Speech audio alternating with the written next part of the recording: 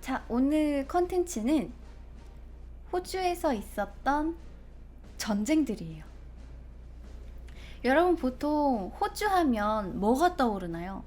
넓고 푸르른 그 들판 위에 캥거루랑 왈라비가 막 뛰어다니고, 유칼립투스 나무 위에는 코알라가 엉덩이를 긁으면서 자고 있고, 하천에는 오리 너구리가 헤엄치고, 뭔가 아름답고 자유로운 야생의 땅 같은 이미지가 좀 있죠.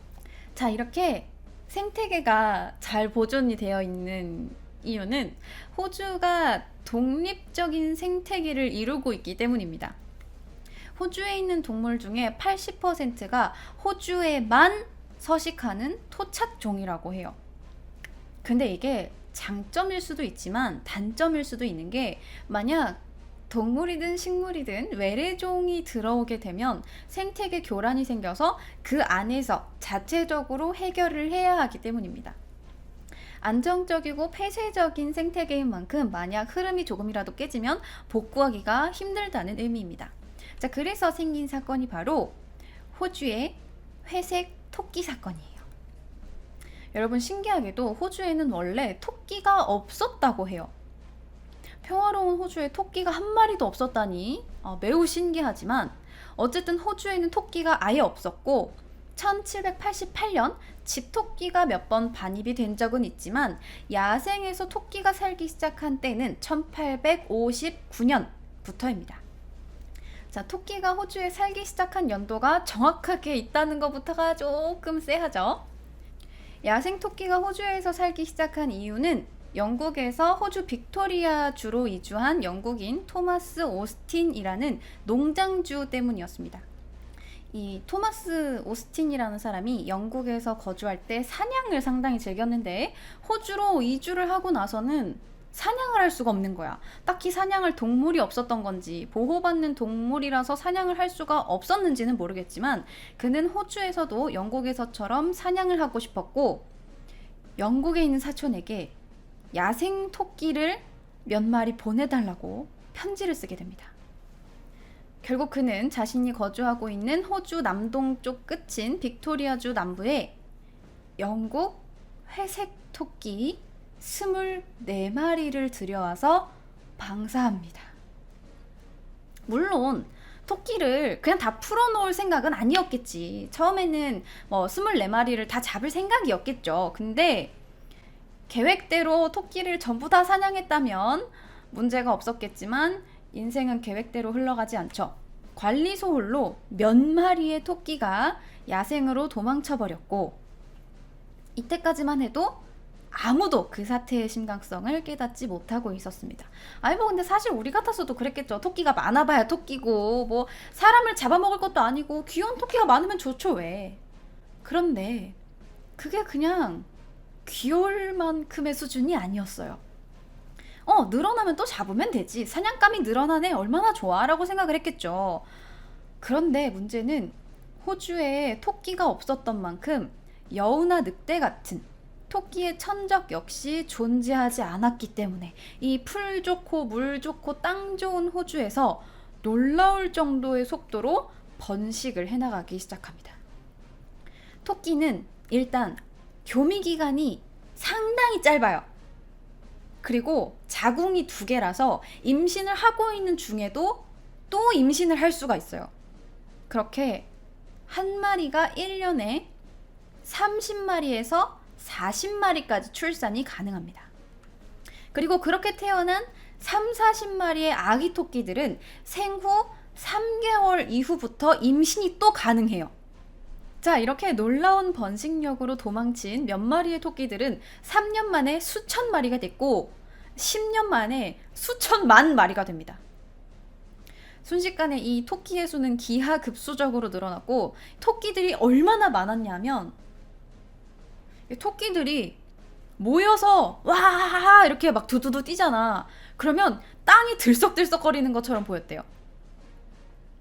그래서 이렇게 갑자기 확 토끼가 늘어나는 현상을 두고 호주에서는 Rabbit Pest라고 불렀대요. 토끼 흑사병. 그만큼 공포스러운 존재였습니다. 자, 이렇게 급속도로 늘어난 토끼들은 호주에 토끼 굴을 팔 거 아니에요. 토끼들이 살려면 토끼 굴을 파야 되잖아요. 그래서 호주 땅을 막 파기 시작해요.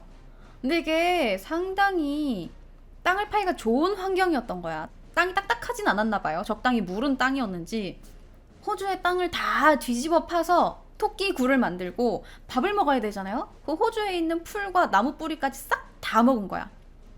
근데 개체수가 너무 늘어나니까 그냥 야생에 있는 풀과 나무 뿌리만으로는 연명을 할 수 없자 목장까지 침입을 해서 가축의 식량까지 먹어치웁니다.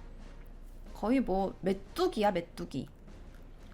자, 그렇게 되자 호주 전역의 땅이 토끼굴로 뒤집혀 버렸고 나무 뿌리가 없어지면서 나무들이 죽어 숲이 황무지가 되고 사막화가 됩니다. 그리고 같은 초식동물이었던 캥거루나 유칼립투스 나무 위에 사는 코알라 등 호주의 토착 동물들의 수가 급감해버렸고 그 외에도 호주에만 있는 여러 종의 생물들이 지구상에서 완전히 멸종이 되며 토끼가 있는 호주 지역 전체가 황폐화됩니다. 자, 그러자 호주 정부는 토끼가 호주 전역으로 확산되는 것을 막기 위해 1902년부터 세 차례에 걸쳐 3,253km에 달하는 대토끼 방어벽 울타리를 설치하게 되지만 하지만 이 울타리 밖의 토끼는 점점점 증식해갖고 울타리는 시간이 지날수록 낡아갑니다. 그리고 결국 1920년대에 들어서자 토끼들이 낡은 울타리를 뚫고 나와서 또다시 호주 전역으로 퍼지면서 이 펜스는 무용지물이 돼요. 결국 수억 마리로 늘어난 토끼들로 인해 목장의 연간 피해액만 1억 1,500만 달러, 현재 가치로 약 1,280억 정도가 되고 이게 거의 토끼 한 마리당 1달러씩 손해가 나는 수준이래요. 그래서 결국 호주 사람들은 토끼 한 마리당 약 10달러 정도의 현상금을 걸어보기도 하고 군대도 동원을 해서 뭐 폭발물, 독이 든 먹이, 엽총 이런 걸로 토끼들을 죽여나가기 시작합니다. 자, 하지만 이 수가 쉽게 줄어들지 않습니다. 왜냐하면 호주의 날씨는 되게 따뜻하잖아요. 눈이 안 오는 곳이잖아. 겨울에도 0도 이하로 내려가는 일이 거의 없고 그다지 춥지 않기 때문에 토끼가 1년 내내 번식을 하는 거야. 근데 교미 시간도 상당히 짧아. 한 번 교미를 딱 할 때 짧으면 2초, 정말 길어도 10초 정도 걸리는데 인간이 총을 빵 쏘고 장전을 할 거 아니에요. 장전을 이렇게 하고 있으면 토끼는 이미 쏘고 저 멀리 튄 거야. 그게 비교가 되겠어요? 토끼는 점점 골칫거리에서 거의 공포의 대상으로 바뀌고 있었는데 근데 어느 날 이 토끼들의 대우가 갑자기 바뀌기 시작했으니 그때가 바로 1929년 10월 24일 미국의 주식시장이 붕괴가 되고 대공황이 발생한 시점입니다. 대공황이 발생하자 수많은 실업자들이 거리로 쏟아져 나왔고 일단 돈이 없으면 뭐가 제일 걱정입니까? 여러분들 돈 없으면 뭐라 그래요? 나 이제 뭐 먹고 살아? 라고 하죠. 그리고 실제로 전 세계에서 수천만 명의 사람들이 자살하거나 굶주림에 시달리다가 사망합니다. 전 세계의 흐름에 따라 호주 역시 대공황을 맞았고 경제가 무너져서 경제난이 상당히 심각해졌어요. 그리고 수많은 실업자들은 거리로 나앉았지만 정부가 할 수 있는 일이 없었는데 놀랍게도 호주는 다른 나라에 비해 굶어 죽는 사람의 수가 많지 않았습니다. 바로 당시 약 7억여 마리의 넘쳐나는 토끼 덕분이었는데 사람들은 굶어 죽을 위기의 대공황에 양도 많은 데다가 몸에 좋고 맛도 좋은 토끼를 잡아먹으면서 버텼던 거예요. 근데 우리는 원래 토끼를 잘 먹지 않으니까 잘 모르지만 유럽에서는 토끼 고기를 먹는 게 그렇게 새삼스러운 일도 아니고 2009년 미국의 한 통계에서는 전 세계에서 1년에 약 22억 마리의 토끼가 도축이 되며 닭이랑 오리 다음으로 많이 도축이 된 게 토끼라고 합니다. 너무 많아서 골칫거리였던 이 토끼가 식량난을 해결해줄 구세주가 된 건데 문제는 이 대공황이 끝나니까 토끼가 또 골칫거리가 됐던 거예요. 그렇잖아요. 밥으로 먹을 수 있는 게 한계가 있지. 내가 맨날 똑같은 토끼고기만 먹다가 돈이 이제 좀 생겨서 돈가스 먹을 수 있으면 뭐 먹겠어요? 돈가스 먹겠죠.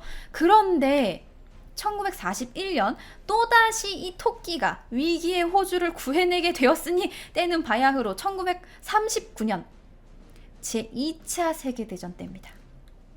제2차 세계대전에 참여하게 된 호주는 대공황의 여파로 군사적 예산이 바닥난 상태였고 군량 역시 턱없이 부족했는데 이 부족한 군량 대신 사용된 토끼 통조림이 바로 위기 속 호주를 구해낸 겁니다. 자, 이쯤 되면 토끼는 진짜 인정해줘야 됩니다. 근데 뭐 애초에 24마리를 그래 들여올 수 있어. 들여올 수 있지만 아예 그냥 24마리를 수컷만 데려왔다든지 뭐 아예 암컷만 데려왔다든지 그랬으면 애초에 이런 일이 벌어지진 않았을 거예요. 그죠? 하지만 몇 마리로 시작해서 호주 전체를 뒤덮은 토끼는 호주를 2번이나 먹여 살리게 됩니다. 자, 그런데 이번에도 이 2차 세계대전이 끝나자 상황이 또다시 원점으로 돌아갔고 토끼는 또다시 골칫거리가 됩니다. 아니 무슨 토사 토팽도 아니고 토끼 사냥하고 토끼를 팽합니다. 자, 그래서 이제 또다시 토끼와의 전쟁이 시작됐어요. 토끼를 잡으려고 총도 쏴보고 폭탄도 써보고 뭐 군대도 동원해보고 독약도 써보고 대공황 때 엄청 잡아도 먹어보고 군량으로도 써봤는데 안 줄어드는 거야. 수가 잡는 수만큼 증식을 하는 거지. 자, 그러니까 이번에는 호주 정부가 자연적으로 해결을 해보자 싶어서 토끼를 인간이 사냥하는 게 아니라 자연이 토끼를 사냥할 수 있게 만든 거예요. 바로 토끼의 천적인 여우를 들여온 겁니다. 뭐 여우가 그 전에 1800년대부터 호주에 들어왔었다라는 기록이 있긴 하지만 또다시 기록이 남아있는 걸로 보아 아마 이때 대대적으로 호주에 여우를 풀지 않았나 싶습니다. 자, 그래서 이제 여우가 토끼를 사냥하기 시작합니다. 오. 점점 토끼의 개체수가 줄어들어요. 줄어드는가 했어요. 근데 생각해보세요. 토끼도 천적이 없는데 여우라고 천적이 있겠습니까? 편하게 넘쳐나는 토끼를 잡아먹으면서 이번에는 여우의 수가 급증하게 됩니다. 게다가 토끼의 수는 초반에만 잠깐 줄어드는 것처럼 느껴진 거였고 전체 개체수는 그렇게 크게 줄지 않았어요. 자, 그리고 그보다 더 큰 문제는 이제 여우가 여기저기 뛰어다니는 토끼보다는 편하게 그동안 천적 걱정 없이 살던 호주의 토착종들을 잡아먹으면서 새로운 문제거리로 부상하게 된 거예요. 그냥 토끼만 잡아먹었으면 문제가 없지. 근데 토끼 말고 다른 걸 잡아먹으니까 문제죠. 자, 그래서 호주 정부는 당황해서 이번에는 여우의 개체수를 줄여보려고 시도를 합니다. 그래서 사냥으로 엄청나게 여우를 잡아댔어요. 자, 덕분에 호주는 여우 모피 수출국 1위를 달성하게 됩니다. 자, 이렇게 모두가 해피엔딩입니다. 라고 하면 얼마나 좋겠습니까? 하지만 모피 수출 1위는 1위고 여전히 여우와 토끼의 수가 넘쳐나니 정부는 또다시 1950년 또 다른 대책을 내놓게 됩니다. 그건 바로 다발성 점액종 병균이라는 RHD의 살포입니다. RHD라는 건 인간이나 다른 동물들에게는 무해하지만 토끼에게는 치사율이 99.8%에 이르는 아주 치명적인 균으로 이 방법을 통해서 6억 마리 정도 되는 전체 토끼 수의 약 80%를 박멸하는 어마어마한 성과를 거두어냅니다. 역시 대단한 과학의 발전입니다. 야, 자연이고 나발이고 여우고 나발이고 그게 중요해요? 지금 바이러스만 살포하면 토끼가 다 죽게 생겼는데? 자, 이제 조금만 지나면 토끼 박멸도 멀지 않았어요. 그런데 제가 방금 치사율이 99.8%라고 했지 치사율이 100%라고 하진 않았잖아요. 이 바이러스가 어떻게 퍼지는 거냐면 벼룩이나 모기처럼 토끼의 피를 빨아먹는 곤충들이 토끼의 피를 빨아먹고 다른 토끼에게로 옮겨가서 이 피를 또 빨아먹으면서 이 바이러스가 이제 공유가 되면서 이 토끼들이 다 죽는 거예요. 근데 당시 벼룩이 그렇게 많진 않았대요. 그러니까 지속적으로 토끼한테 붙어서 계속 피를 빨 벼룩이 많지 않고 모기가 좀 많았던 거지. 그래서 모기를 통해서 바이러스가 옮겨가는데 문제는 이 모기가 늘 배가 고픈 상태가 아니잖아요. 조금 배고픈데 지속적으로 피를 빨러 다닐 수 있잖아요. 그래서 요 토끼한테 가서 조금 빨고 요 토끼한테 가서 조금 빨고 요 토끼한테 가서 조금 빨고 이러다 보니까 이게 바이러스가 완벽하게 다 안 들어간 거야. 충분히 들어가지 않았던 거지. 그래서 살아남은 몇몇 회색 토끼들이 점점점 내성이 생기고 겨우 6년 만에 선천적으로 RHD에 내성을 지닌 돌연변이 자손들이 태어나기 시작해 그 결과 토끼는 다시 2억 마리 이상으로 늘어납니다. 하지만 호주는 포기하지 않아. 호주 정부는 포기하지 않고 또다시 1995년 토끼 출혈병이라는 바이러스를 통해 토끼의 개체수 줄이기를 시도합니다. 그 전에도 그랬지만 이번 바이러스 역시 아주 치명적이어서 2달 만에 1,000만 마리의 토끼를 죽이는 성과를 거두어냈고 토끼가 줄면서 여우도 함께 감소하면서 호주의 생태계가 평화를 되찾는 듯 했습니다. 하지만 이 바이러스마저 또다시 내성을 가진 토끼들이 태어나면서 완벽한 해결책이 되지는 못했습니다. 결국 호주 정부의 회색 토끼 박멸 계획은 다 실패했어요. 다 실패했습니다. 이 회색 토끼가 가장 많이 번식했을 때 마치 초원을 회색 담요가 덮고 있는 것처럼 보였다라고 해서 이 사건은 그레이 블랭킷, 회색 담요 사건으로 불리기도 합니다. 그래서 현재는 토끼를 불임으로 만드는 유전자 조작 등을 통해서 토끼 수를 줄이려고 노력을 하고 있는데 그 말은 곧 뭐예요? 아직도 이 토끼와의 전쟁이 현재 진행 중이라는 이야기입니다. 그래서 어떤 사람이 호주에 딱 놀러 갔는데 저 멀리 웬 회색 같은 갈색 풀밭이 움직이더래. 그래서 바람에 저게 날리는 건가 싶었는데 그게 다 토끼였대요. 그래서 실제로 과거 호주에서는 토끼를 키우다가 자연에 방사하면 아무리 어린아이여도 처벌받을 수 있고 지금도 그렇지만 토끼에 대한 질병 치료제 자체를 제조는 물론 수입까지 싹 다 금지시켜서 사용을 불법화해놨습니다. 그래서 호주에서는 자기가 개인으로 키우고 있는 토끼여도 병에 걸리면 치료제를 구하기가 힘들어요.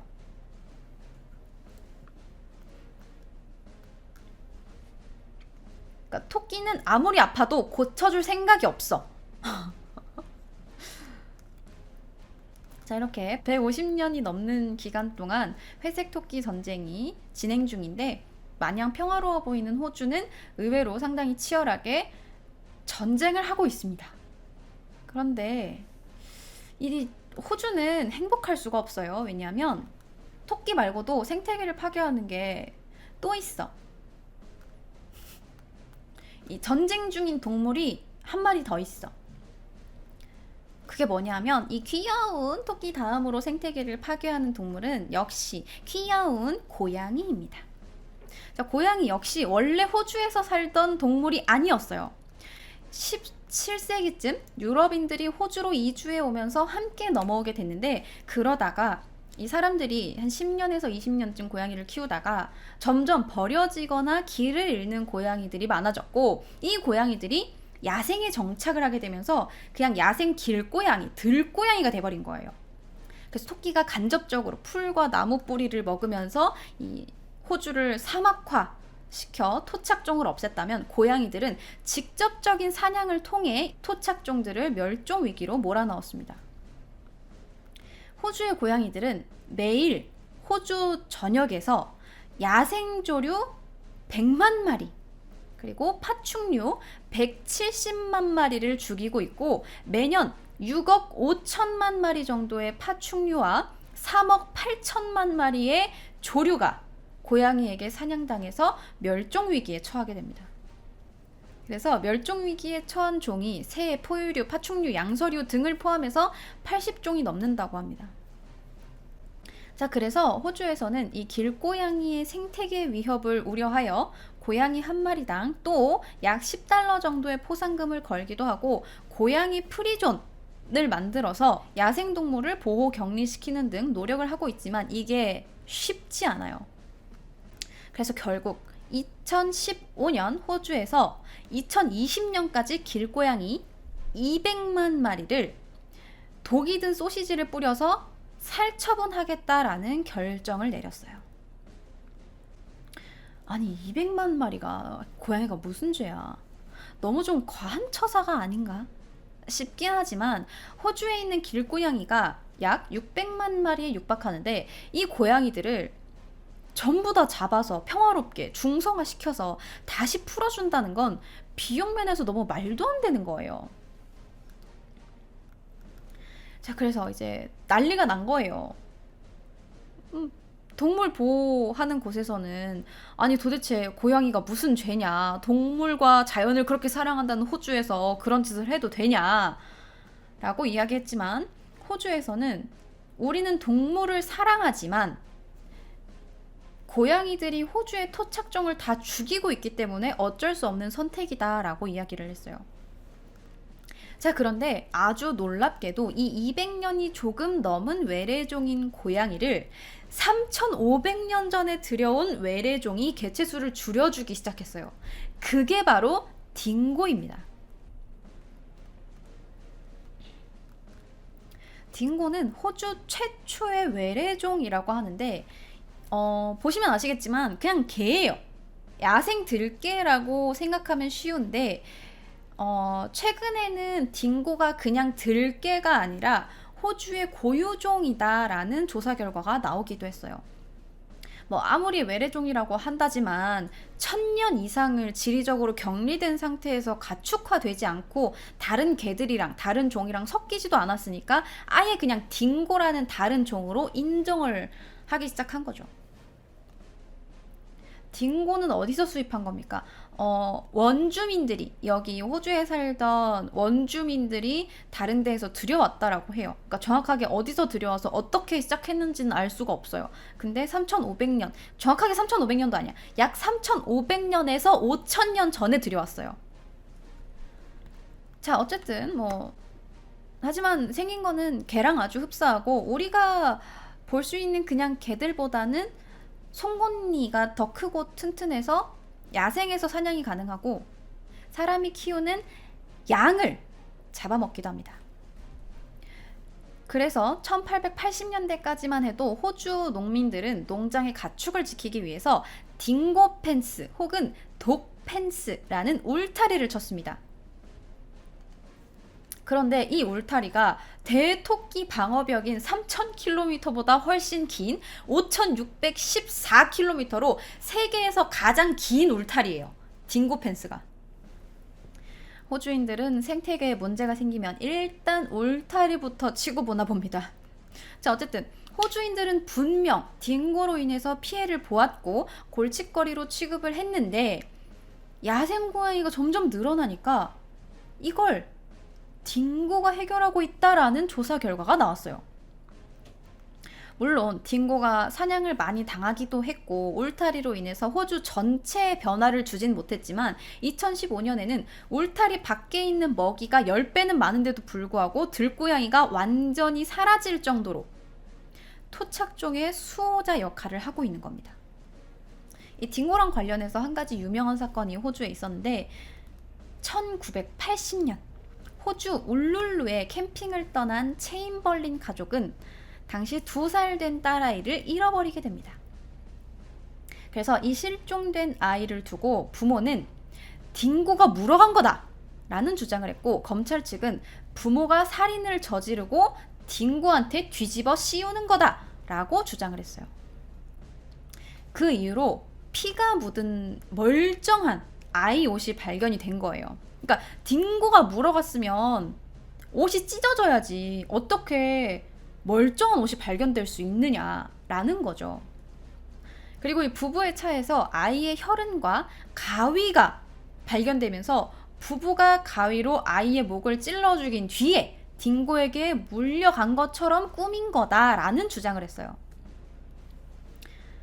부모가 죽인 거구만 이라고 생각했죠. 다들 부모가 죽인 거라고 생각을 할 수밖에 없었으니까. 그리고 중요한 건 이 부부가 아이가 없어졌는데도 불구하고 그렇게 슬퍼 보이지 않았다는 거야.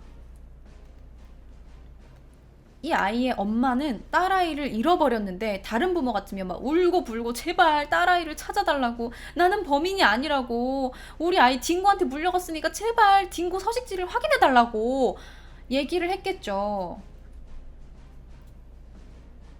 그런데 이 엄마는 아이가 어떻게 되었든 다 하늘의 뜻이다, 하나님의 뜻이다, 이렇게 얘기를 해버린 거야. 그러니까 아니 어떻게 아이가 죽었을지도 모르는데 저렇게 담담할 수가 있지? 저건 분명 아이의 부모가 죽인 거다 라는 주장이 제기가 된 거죠. 그리고 가장 큰 이유로 당시 딩고가 사람을 먼저 공격하지 않는다라는 점을 들어서 판결 결과 아이의 엄마는 살인 혐의로 종신형을 받았고 아이의 아빠는 살인 방조 혐의로 집행유예 판결을 받게 됩니다. 독실한 신자야.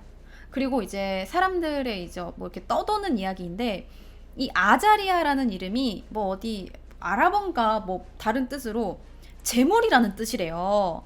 그래서 이 기독교에 미친 부부가 아이를 죽여서 재물로 바친 거다, 이런 이야기가 있었어. 자, 여기까지는 상당히 뭔가 우리가 생각하기에 상식적이에요. 애 이름도 잘못 지어놨고 뭐 엄마도 그렇게 슬퍼하지 않는 것 같고 혈흔이 묻은 옷도 발견이 됐고 가위도 나왔고 상당히 그럴싸합니다. 자, 그런데 사건이 있은 지 6년 뒤 캠핑장 근처 깊은 골짜기에서 딩고의 굴이 발견이 됐는데, 이 딩고의 굴에 실종됐던 아이의 옷이 발견됐어요. 그렇게 상황이 반전됩니다. 이 아이가 정말 딩고에게 물려갔을 수도 있다라는 의혹이 제기가 되면서 여기저기서 실험을 했는데, 딩고가 10살 미만의 아이라면 충분히 먼저 공격해서 죽일 수 있다라는 것도 입증이 됐고, 피 묻은 옷이 이렇게 찢어지지 않았잖아요. 근데 딩고가 봉지 안에 들어있는 고기를 봉지를 찢지 않고 고기만 꺼낼 수 있다라는 실험 결과가 나왔어요. 그래서 아이의 옷이 찢어지지 않게 충분히 딩고가 아이를 물고 갔을 수도 있다라는 주장이 제기가 된 거죠. 상인지 하인지 어떤 옷이 어떤 혈흔이 어떻게 묻어있는지는 정확하게 모르겠지만 실험 결과 그럴 수도 있다라는 게 이제 발견이 됐기 때문에 곧바로 아이의 엄마는 석방이 되었고 유죄 판결은 폐기됩니다. 그리고 사건이 있은 지 32년 만인 2012년 검찰은 아이의 죽음이 100% 딩고의 소행이라는 최종 조사 결과를 발표하기도 했어요. 그렇게 딩고 한 마리로 인해서 2살 된 어린아이는 죽었고 아이의 엄마는 4년 동안 억울한 옥살이를 했으며 부부는 이혼하게 된 거죠. 자, 이렇게 해서 오늘 호주에서 가장 무서운 동물인 토끼와 고양이에 대해서 알아봤는데요. 오늘 콘텐츠는 여기서 끝이 아니에요. 자, 한 가지 보너스로 과거 호주인들이 치렀던, 지금은 끝이 난 또 다른 전쟁에 대해서 이야기를 해볼까 합니다. 1932년 1차 세계대전 이후 전쟁에 참가했던 호주의 군인들이 퇴역을 합니다. 그런데 전쟁을 치르느라 지식도 기술도 제대로 배우지 못했던 이 퇴역 군인들은 일자리를 구하지 못해서 백수가 돼요. 근데 하필 1차 세계대전 이후고 대공황 여파고 그렇지 않습니까? 그래서 호주 정부는 이들을 통제하고 최대한 정부에게도 이득이 되는 방향으로 이들을 어떻게 써먹을까, 어떻게 취직을 시킬까를 모색을 하던 중 서부의 미개척 지역에 밀농사를 지어라 라고 합니다. 미개척 지역을 개척을 하면서 이들의 에너지도 발산이 되고 호주 입장에서는 노는 땅을 농사 지을 수 있으니 얼마나 좋습니까? 일석이조죠. 거기다가 때마침 대공황의 여파로 전 세계 곡물 가격이 급등했고 퇴역군인 5,000명가량이 짐 싸들고 서부로 이동해서 밀농사를 짓기 시작합니다. 덕분에 서부 지역은 밀밭으로 변해버렸고 그렇게 모두가 행복할 줄 알았습니다. 그런데 말입니다. 문제는 수확철이 됐을 때 그곳에 서식하던 동물들이 먼저 와서 작물을 다 먹어 치운다는 거죠. 자, 그 동물이 바로 에뮤입니다. 에뮤는 타조와 상당히 흡사하게 생겼지만 타조보다 조금 작아요. 몸 길이는 평균 1.8m 정도 되고 몸무게는 40에서 60kg 정도 됩니다. 그리고 이 에뮤라는 말 뜻이 아라비아어로 세계에서 가장 큰 새라는 뜻인데 정확하게 가장 큰 새는 슈빌이라고 부르는 넓적부리 황새예요. 그래서 정확하게 가장 큰 새, 날 수 있는 새는 슈빌이라고 부르는 넓적부리 황새고 가장 큰 조류는 타조, 그리고 그 두 번째가 바로 에뮤입니다. 자, 그래서 우리는 호주 딱 하면 캥거루와 코알라가 가장 먼저 생각이 나지만 의외로 호주의 국장에는 캥거루와 에뮤가 들어있습니다. 그래서 이 캥거루와 에뮤는 뒷걸음질을 치지 않는 특성이 있어서 전진하는 호주인의 이미지와 맞아 떨어져서 호주 국장에 캥거루와 에뮤가 들어있는 거라고 합니다. 자, 어쨌든 이렇게 호주의 국장에 들어갈 만큼 호주를 대표하는 동물이기도 한 에뮤는 호주 전역에 서식하고 있으며 번식력이 매우 강합니다. 신기하게 이 에뮤 알이 되게 예쁘게 생겼어요. 엄청 색깔이 선명한 초록색이에요. 이게 오리알보다는 크고 타조알보다는 작더라고요. 아보카도처럼 생겼죠. 근데 이거를 한 번에 20개씩 낳아. 자, 그런데 더군다나 잡식성이라서 뭐 곤충, 곡물, 잡초, 과일 다 먹어치우는 거야. 근데 이렇게 먹어치운 애들이 무리 생활을 해. 그래서 우르르 쳐들어오는 거죠. 그렇게 우르르 쳐들어와서 열심히 개척해서 일궈놓은 밀밭을 먹어치우기 시작한 겁니다. 그러면 이렇게 힘이 넘치는 퇴역군인 농부들은 에뮤를 막기 위해서 뭘 했을까요? 너무 쉽죠. 울타리를 쳤습니다. 자, 열심히 호주인들은 울타리를 막 쳐서 작은 야생동물이랑 에뮤를 막으려고 했는데 문제는 이 에뮤의 피지컬이 그딴 울타리에 굴할 만큼 작고 여리지 않았다는 거죠. 땅을 토닥토닥 뛰어다니는 이 호주의 토종조리는 체격이 타조보다 조금 작고 이 친구들이 무리 생활을 하며 최고 속도가 약 50에서 60km까지 나와요. 그리고 한 개뿐이지만 날카로운 발톱을 가지고 있죠. 무리 생활을 하는 이 타조보다 조금 작은 친구들이 우르르 들어와서 울타리를 빵 한 대 차면 다 부서지는 거야. 울타리가 무슨 소용이야. 우르르 쳐들어와서 무자비하게 밀을 먹어치웁니다. 자, 그런데 이 우르르 쳐들어왔다라는 말이 여러분들 잘 이해가 안 되실 거예요. 에뮤들이 쳐들어오기 시작합니다. 아주 공포스럽죠. 자, 울타리 같은 건 다 부수고 쳐들어가서 무자비하게 밀을 먹어치웠는데 에뮤의 입장에서도 근데 이거는 조금 이해를 해줘야 돼요. 왜냐하면 당시 호주 서쪽에 기록적인 가뭄이 있었고 식량과 물이 부족해진 에뮤들은 무리지어 식량을 찾아다니다가 퇴역군인들이 열심히 땅을 일궈놓은 밀과 물이 흐르는 땅을 보았고 그렇게 밭을 조져놓기 시작한 겁니다. 자, 원래 에뮤는 번식기가 끝나면 내륙에서 해안으로 이동을 하는데 한 차례 가뭄과 건기를 한번 시게 겪은 이 에뮤 무리는 퇴역 군인들이 일궈놓은 이 캠피온 지역이 상당히 편한 거주지임을 알게 되어서 더 이상 움직이지도 않고 그냥 이 지역에 눌러 살게 됩니다. 자, 그러자 소중하게 일군 밀밭을 수확도 해보기도 전에 웬 타조 같은 게 몰려와서 무전 취식을 하고 있으니 퇴역 군인들이 빡이 치겠어요, 안 치겠어요? 빡이 치겠죠. 그래서 초반에는 견제도 할 겸 화풀이도 할 겸 몇 마리의 에뮤를 총으로 쏴 죽였어요. 자, 그래서 처음에는 이렇게 가볍게 몇 마리의 에뮤를 총으로 쏴서 죽였습니다. 그런데 이것이 바로 에뮤 전쟁의 시작이었으니 그 수가 번식기를 지나 늘어 만 마리가 된 에뮤들이 농작지를 본격적으로 침공을 한 거예요. 자, 그래서 그 수에 놀란 농부들이 급히 경찰서에 전화를 합니다. 이보시오, 여기 에뮤가 나타났어.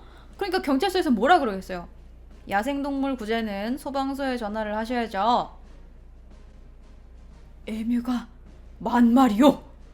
그러면 군대에 연락을 하셔야 됩니다. 그래가지고 경찰서랑 소방서에 연락을 했는데, 아니 뭐 경찰이랑 소방서에 뭐 에뮤 뭐 특공대가 있는 것도 아니고 무슨 수가 나겠어요. 에뮤가 만 마리인데요. 닭이 만 마리가 모여 있어도 무서울 정도인데 이 타조 같은 애들이 만 마리가 모여 있어 봐요.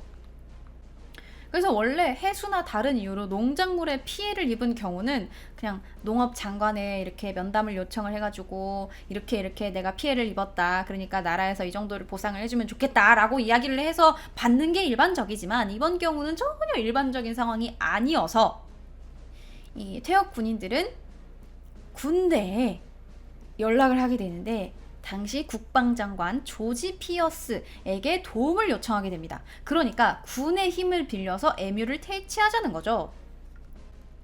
퇴역 군인들은 1차 세계대전에 종군한 경험이 있었고 당시 최신식 무기인 기관총으로 에뮤를 잡자라는 의견을 내게 됩니다.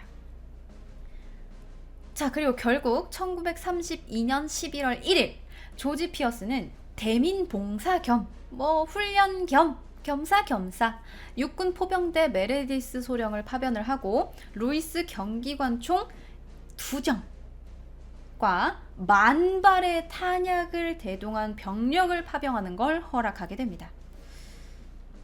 10,000마리인데 10,000발이면 어떻게 이기려고 그래요? 라는 생각이 있었죠. 근데 이제 이 조지 피어스라는 분은 그렇게 생각한 거예요. 야, 새 새끼들이 해봐야 새 새끼들이지. 아무리 타조보다 좀 작다지만 결국은 새 아니야. 총 두두두두두 쏟아보면 애들 다 죽어나고 한 몇천 마리 죽이고 나면 애들도 도망치겠지 라고 생각을 했던 거예요. 조지 피어스는 다 계획이 있습니다. 자, 이렇게 군대가 파병이 됐습니다. 이건 이제 진짜 전쟁이에요. 우리가 보기에는 지금 너무나도 우스운 상황이지만 당시에는 꽤 심각한 상황이라서 이 에뮤와 인간의 전쟁이 신문 1면에 대서특필됩니다. 신문에 났어. 그래서 당시 군대의 전략은 상당히 간단했어요. 무슨 방법을 쓰냐면, 자, 작전 명령하다란다. 달려오는 에뮤 무리를 습격해 기관총으로 일망타진한다. 가 다야. 뭐 전술이 필요 없어. 사실 샌데 뭐 새들을 상대로 이거 뭐 각계격파 이래가지고 뭐 다 모여가지고 이걸 뭐 하객진을 짜고 뭐 총을 쏠 거야. 뭘 할 거야. 안 그래? 뒷걸음질을 또 안 친 애들이잖아요. 자, 그리고 인간과 동물이었고 당시 조금 큰 새와 당시 최신식 무기로 최정예 화력을 가지고 있었던 기관총의 대결이라면 너무나 당연하게 새를 퇴치할 수 있다고 생각을 했던 거죠. 자, 그렇게 1932년 11월 2일 메레디스 소령이 지휘하는 토벌군이 캠피온 지역에 딱 들어가니까 들어가자마자 에뮤 무리가 시야에 들어오게 된 거예요. 사실 못 볼 수가 없어요. 그죠? 즉시 개척민의 몰입군이 에뮤를 기관총이 있는 방향으로 싹 다 몰아요. 와, 뒤에서 막 이러니까 얘네들이 이렇게 기관총이 있는 쪽으로 두두두두두두두 몰려오기 시작한 거예요. 자, 그러니까 군대는 곧바로 에뮤를 습격합니다. 기관총을 막 쏜 거죠. 자, 그러자 대형을 잃고 흐트러진 에뮤들은 기관총을 맞고 속수무책으로 쓰러지며 순식간에 밀밭은 피바다로 변해버립니다. 는 페이크예요. 50km로 달린 에뮤들은 총을 다 피해버립니다. 막 두두두두 달려오는데 총알이 막 쏴지잖아요. 다다다 이러면서 막 달려오는 거야. 만 마리가. 그걸 믿으라고. 아니 진짜로. 진짜로. 아니 근데 아무리 빨라도 기관총이고, 아니 갈기다 보면 어디든 맞겠지. 이게 크기도 크잖아요. 그런데 에뮤를 잡으려면 어떻게 해야 돼요? 총알이 몸통을 뚫고 치명상을 입히거나 심장에 딱 박혀서 에뮤가 빡 죽어야 되는데, 문제는 에뮤의 가죽 자체가 진짜 두꺼워요. 근데 가죽도 두꺼운데 그 위에 질기고 날카로운 깃털이 겹겹이 쌓여 있어요. 그래서 총알이 뚫고 들어가질 못하는 거야. 이거 방탄 깃털이야 이 자식들아, 그러면서 이제 막 피하기 시작한 거죠. 그러면은 약점인 머리를 맞추면 되지. 근데 이게 저격총도 아니고 기관총이잖아요. 이건 난사용인 거잖아. 근데 시속 50km로 달려오는 이 에뮤의 머리통이 너무 작아. 너무 작아서 맞히기가 힘들어. 게다가 그럼 못 뛰게 하면 되지. 그러면 다리라도 맞춰야 되는데 다리 보세요. 얼마나 가늘어요. 불가능합니다. 이렇게 대형을 잃고 날뛰는 에뮤들을 향해서 기관총을 난사해봤지만 죽은 에뮤가 한 10마리? 한 12마리? 많이 치면 한 17마리 정도 되겠다. 자, 그래서 에뮤가 상당히 영리해서 기관총이라는 걸 이해해버렸대요. 그래서 포수가 오면 사정거리를 다 벗어나 버리는 거야. 이거 이제 막 장전하고 준비해가지고 이제 막 각도 맞추고 막 이거 쏘려고 하고 있으면 에뮤가 다 도망쳐 버리는 거야. 어떻게 잡아 이걸? 자, 그래서 도망가는 에뮤의 속도가 너무 빠르고 흩어져서 도망을 치면 쫓아갈 수도 없고, 총 준비하고 있으면 에뮤들이 다 도망쳐 버리니까 성과가 오르질 않는 거예요.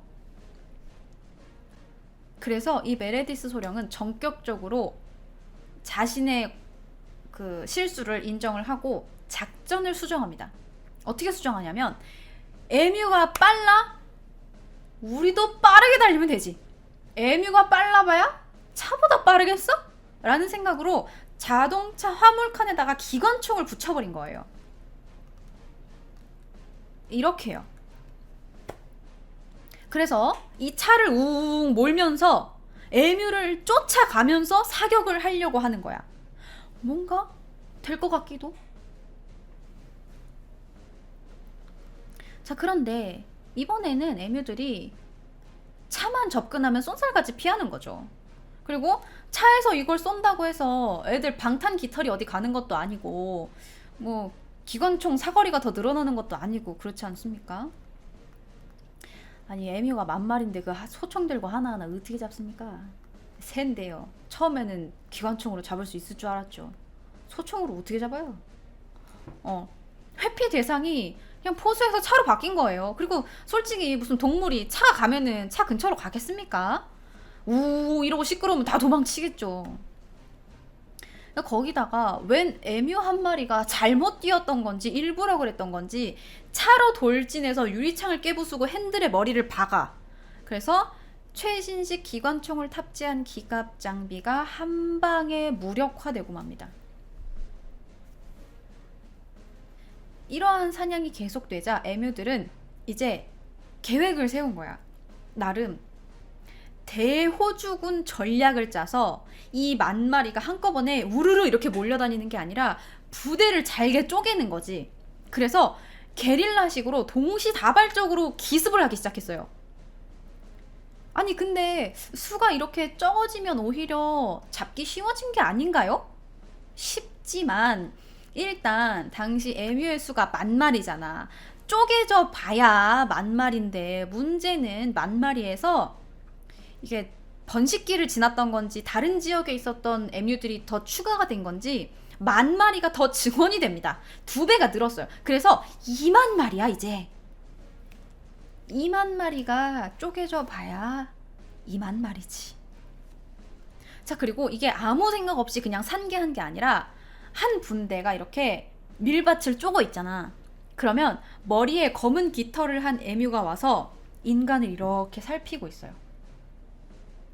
어디로 오나 감시를 하는 거야. 그래서 정찰이야.